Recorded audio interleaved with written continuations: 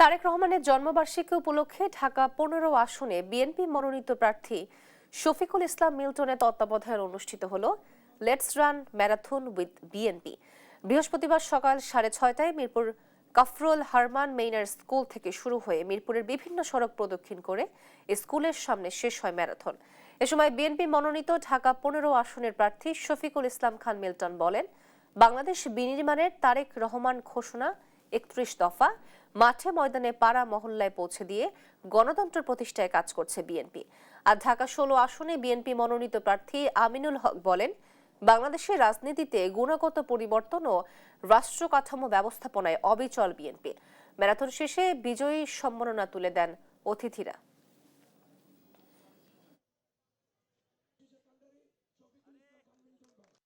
জনাব তারেক রহমান বাংলাদেশের মানুষের জন্য যে ৩১ দফার আলোকে আগামী দিনে যে রাষ্ট্র পরিচালনার ঘোষণা দিয়েছেন, সেই পরিবর্তনের আওয়াজটাকে আমরা মাঠে ময়দানে পাড়ায় মহল্লায় ঘরে বাসা বাড়িতে মার্কেটে আমরা পৌঁছে দেব।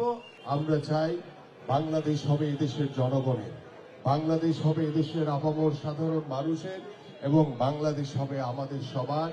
এবং আমাদের মাননীয় ভারপ্রাপ্ত চেয়ারম্যান জনাব তারেক রহমান বলেছেন, সবার আগে বাংলাদেশ।